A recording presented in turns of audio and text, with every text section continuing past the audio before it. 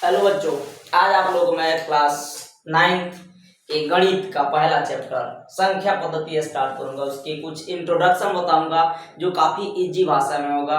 9th के लिए भी ये अवेलेबल है और ये क्लास 10th के लिए भी अवेलेबल है। ठीक है, तो आप इस चीज को बने। अगर मेरे चैनल पर पहली बार आए तो चैनल को सब्सक्राइब लाइक शेयर जरूर करें। ठीक है, चलिए आ जाइए और स्टार्ट करते हैं। पहला चैप्टर आपका है संख्या पद्धति। संख्या पद्धति से पहले मैं कुछ बेसिक उसमें बताऊंगा ताकि आप लोगों के लिए काफी ज्यादा फायदेमंद रहे। आइए, जैसे आप जब बचपन में थे तो आपकी मम्मी यानी आपकी माँ क्या करती थी, आपको गिनती से 1 2 3 4 गिनना सिखाती थी। गिनते थे कि नहीं गिनते थे? 1 2 3 4 ऐसे गिनना सीखे थे आप? सीखे थे 1 2 3 4 5 6 dot dot dot dot infinite. बहुत अधिक तक गिनतियां गिने थे आप लोग, गिने थे।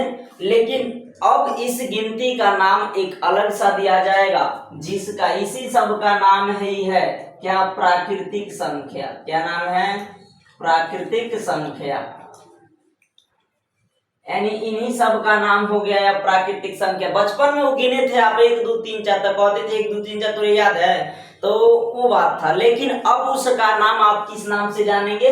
प्राकृतिक संख्या के नाम से जानेंगे। इसलिए प्राकृतिक संख्या के नाम से जानेंगे क्योंकि अब आप छोटे नहीं है, बड़े हो चुके हैं भाई। ठीक है, तो ये हो गया प्राकृतिक संख्या। अब बात क्या है, कहा गया चलो ठीक है तुम इसे प्राकृतिक संख्या कह रहे हो, मैं मानता हूँ। अब कहीं मैं ऐसे लिख दूं 0 1 2 3 4 5 डॉट डॉट डॉट डॉट बहुत ज्यादा दूर तक, ये अनंत का चिन्ह है, ये अनंत का चिन्ह है। ठीक है, ऐसे बनाया जाता है, ऐसे अनंत का चिन्ह है, ध्यान रखिएगा। ऐसे दे दिया जाए तो क्या कहोगे भाई? बात यहाँ प्रश्न उठी, क्या कहोगे? तो अगर ऐसे दे देते इसको हम बोलते हैं पूर्ण संख्या। पूरा हो गया, ये क्या हो गया? पूरा हो गया, तब पूर्ण संख्या इसका नाम दिया गया। इसका नाम पूर्ण संख्या दिया गया। पूर्ण संख्या दिया गया, उसके बाद कहा कि चलो भाई पूर्ण संख्या तो मैंने मान लिया। पूर्ण संख्या में हो इसमें भी तो होगा, इसमें भी तो बंटवारा कुछ ना कुछ होगा, तो इसमें भी बंटवारा हुआ। बंटवारा हुआ तो इसमें से 2 तरीके के इंसान निकले, एक निकला सम, एक निकला विषम। एक निकला सम, एक निकला विषम। तो एक नाम जानो, जैसे सम क्या होगा? जो 2 से कटता हो, यानी 2 4 6 8 10 dot dot dot dot infinite. ऐसे ही इन सब को क्या बोला गया?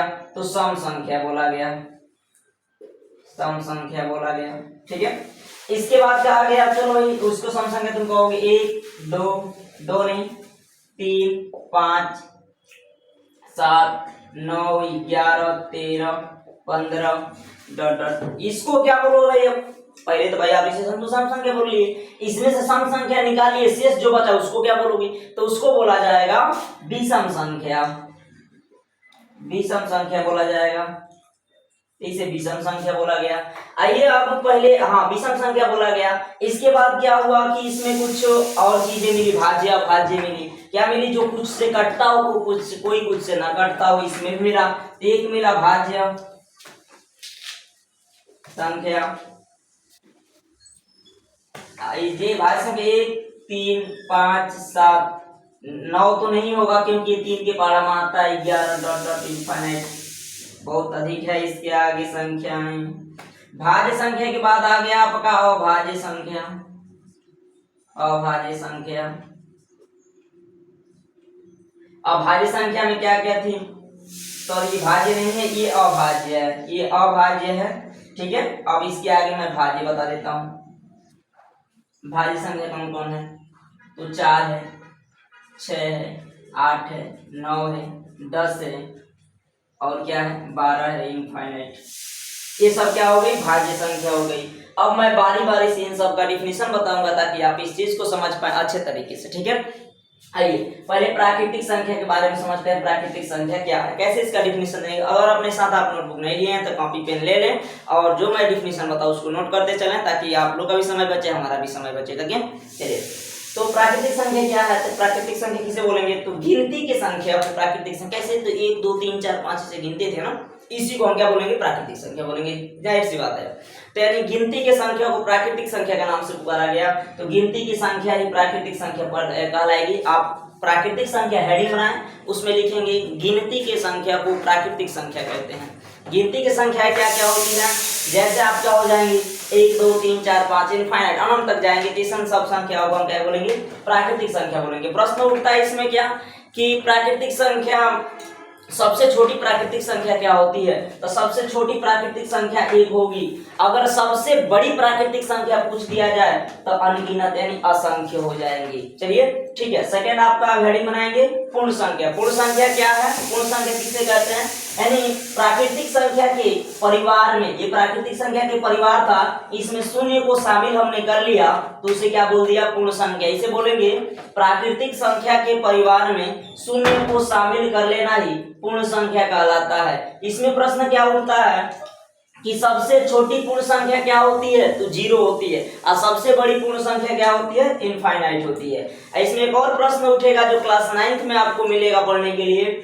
इसमें कहेगा कि क्या सभी प्राकृतिक संख्या पूर्ण संख्या होती है, तो उसमें जवाब देंगे हाँ, सभी प्राकृतिक संख्या पूर्ण संख्या होती हैं, क्योंकि ये जो जितना भी प्राकृतिक संख्या है देखिए वो पूर्ण संख्या में मिल जाएगा। लेकिन एक और प्रश्न इसमें पूछेगा क्या सभी पूर्ण संख्या प्राकृतिक संख्या होती हैं, तो नहीं। क्यों नहीं, क्योंकि 0 जो है ये प्राकृतिक संख्या में नहीं मिलता है, इसलिए वो नहीं होगा। आइए आप सम संख्या हेडिंग बनाइए। सम संख्या क्या होता है, तो वे संख्या जो 2 से पूर्ण रूप से कट जाए या पूरी पूरी विभाजित हो जाए उसे हम सम संख्या बोलेंगे।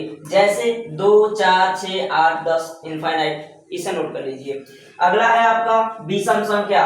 वे संख्या जो 2 से न कटता हो, मतलब ये तो 2 से कट रहा था, ये 2 से न कटता हो, उसे क्या बोलेंगे, विषम संख्या बोलेंगे। एग्जाम्पल के लिए आपके पास रखा गया सामने, इसे नोट कर लीजिएगा।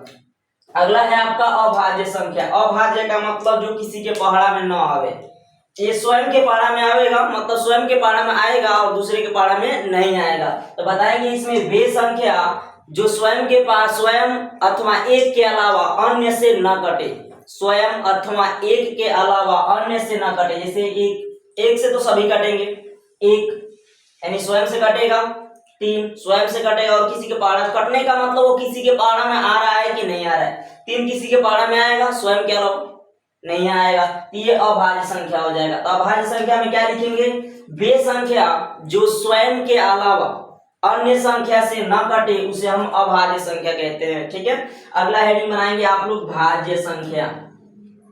वे संख्या, भाज्य संख्या हेडिंग बना लिए। भाज्य संख्या में समझेंगे वे संख्या जो स्वयं के अलावा अन्य से भी कट जाए। जैसे 4 हो गया तो ये स्वयं के अलावा 2 से भी कटता है, 4 से तो कटता ही है, लेकिन ये किससे कटता है, 2 से भी कटता है, इसलिए ये भाज्य है। भाज्य का मतलब दूसरे से कट जाए, दूसरे से भाजित हो जाए। ठीक है, तो इसका डिफिनीशन आप नोट कर लीजिए। एक बार और मैं बोल दे रहा हूँ, वे संख्या जो स्वयं के अलावा अन्य संख्या से भी कट जाए उसे हम भाज्य संख्या बोलते हैं। वीडियो बहुत लंबा हो जाएगा, इसलिए आज इतना ही रहेगा।